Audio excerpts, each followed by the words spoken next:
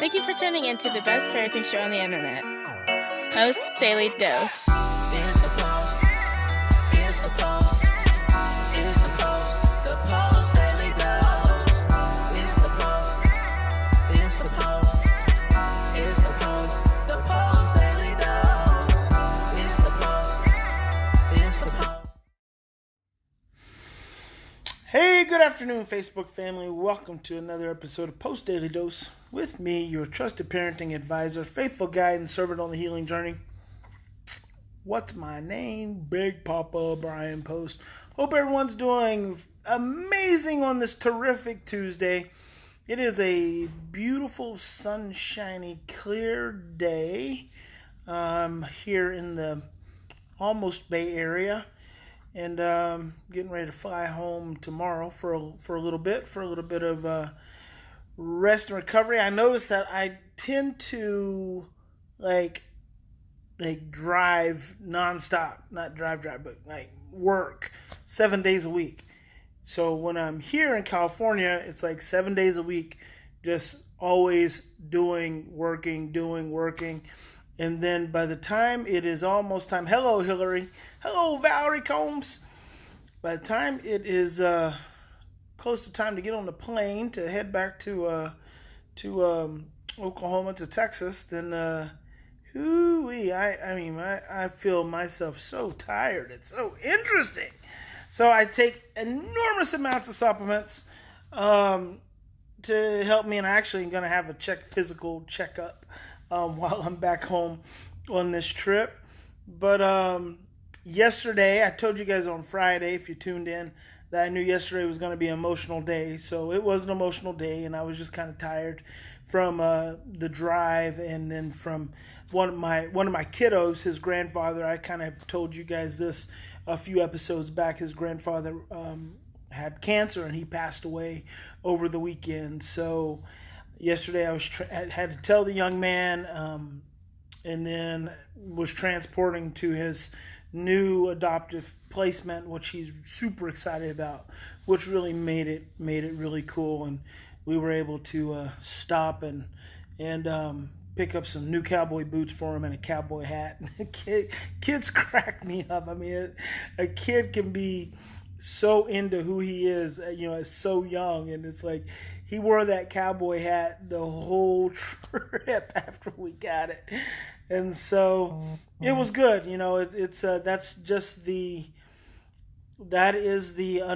Well, there are lots of actually, when I'm being really honest, there are lots of unfortunate parts of the job that I do, of this calling, what the good Lord has me here on this earth to do.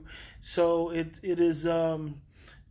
There's there are highs and there are also a lot of lows, and so that was a low point, because I really liked his grandfather, and we'd got to spend quite a bit of time together, and we kind of came from the same background. So anyway, back today, and just been kind of chilling. Actually, I had sessions all this morning, and got back here. I've got a meeting with a friend of mine, Rolf Lee Ewan. Rolf took the stress model, and he converted it into a presentation called Parenting from Oz. Super cool. Rolf is 65 years old and has decided he is going to retire, but he still wants to do some Parenting in Oz trainings. And so I might set Rolf up to do training for all my Facebook people, my Facebook family, and my Post+Institute family, and let you guys be able to enjoy his presentation, because it's really dynamic. So that's one of the things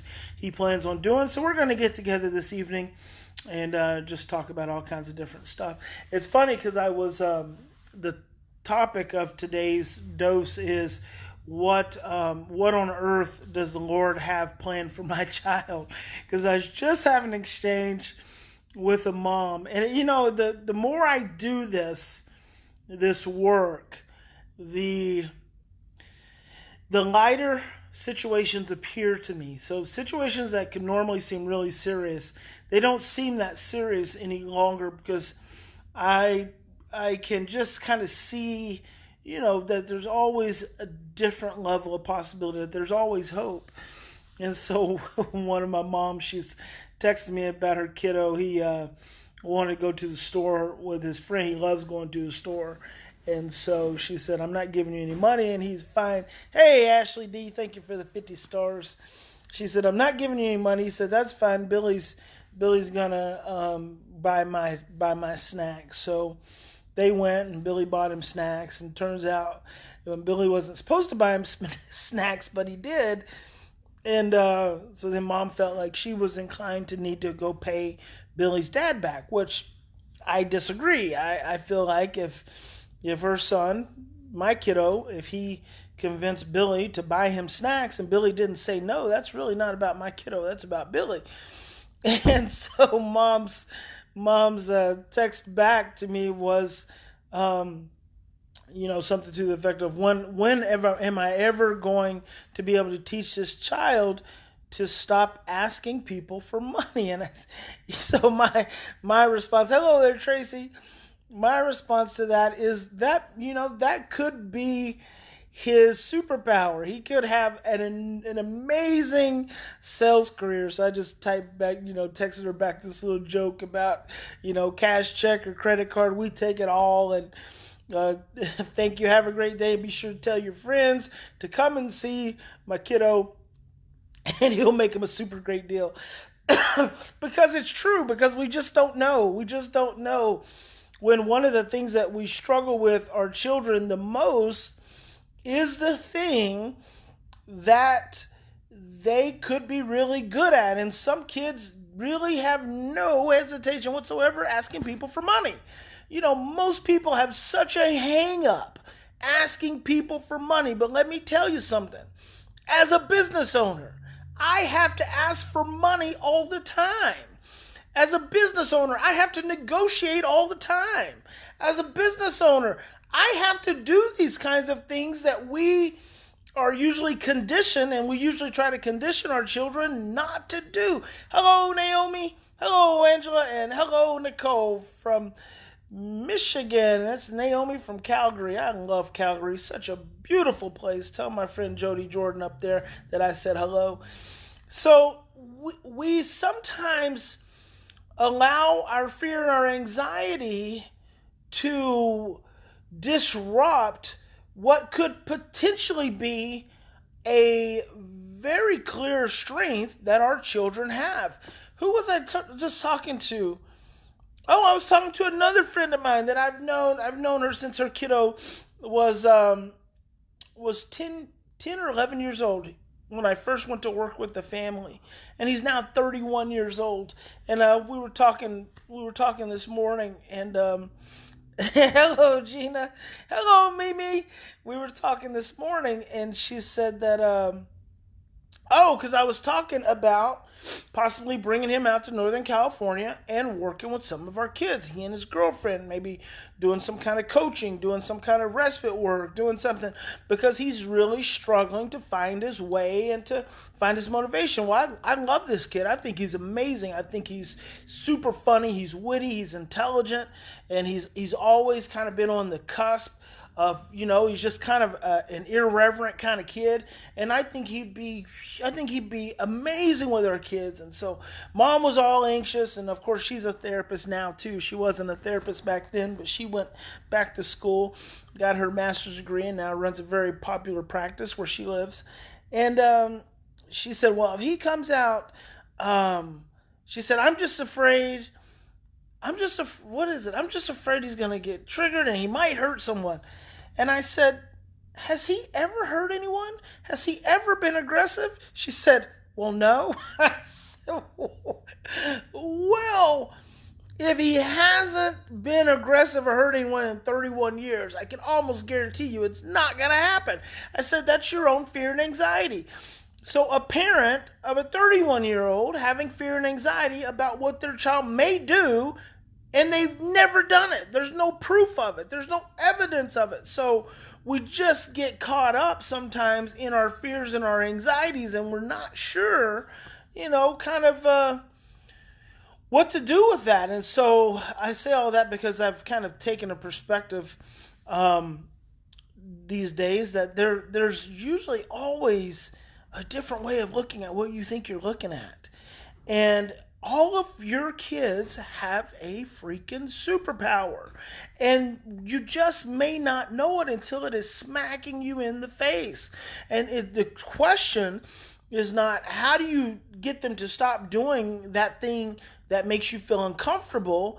It's how do you foster and nurture and put them in the path to develop their strength that may actually be the thing that solidifies their secure adult experience, right? Because we have a lot of stress and we have a lot of anxiety about how our kids are going to turn out or what's going to happen to them. Well, what if that thing that you're struggling with is actually one of their superpowers that just hasn't been nurtured yet?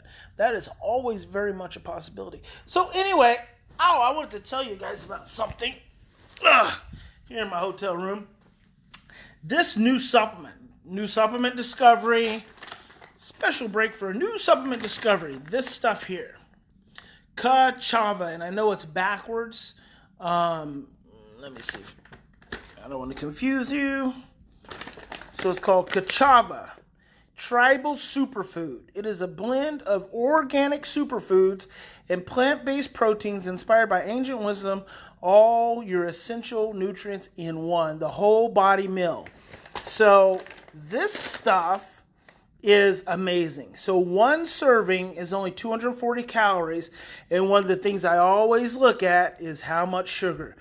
You see total carbohydrates is 25 grams. However, you see that 9 of those are dietary fibers.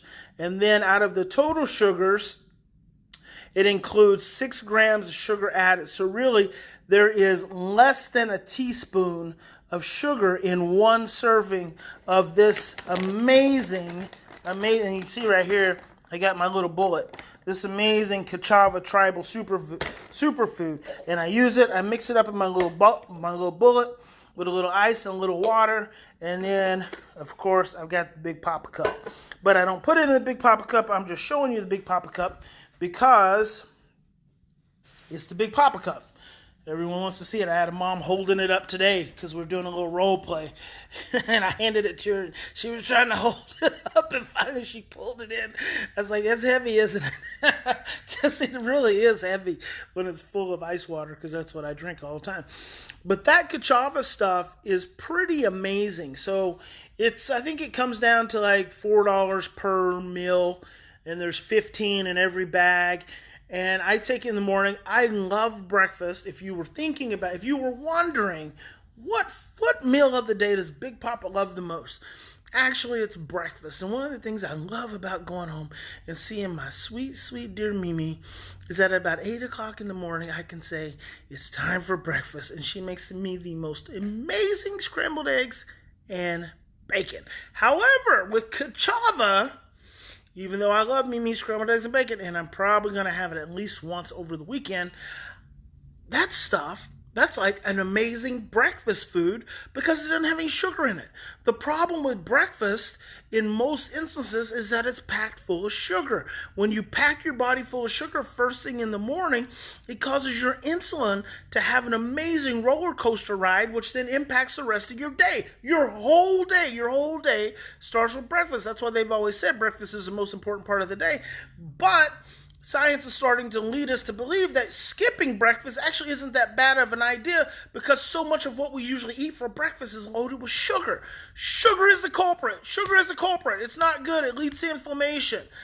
So that stuff is amazing, and I just wanted to share it with you because, that's just the kind of guy I am. So anyway, I'm done talking to you for today. Hope you guys have a fantastic evening. Remember, in any given situation, you always have 2 choices. You can continue to react from the same blueprints of stress, fear, and overwhelm, or you can stop, slow down, much easier said than done. Take 3 to 10 deep breaths and choose love, and I hope you all will choose love. And Mimi says he loves his breakfast. He's not a talker. He loved his breakfast. I sure do love my breakfast just as much as I love my Mimi. God bless you. Big Papa loves you. We'll talk to you guys tomorrow. I think I'll be on the ground by then. Good night.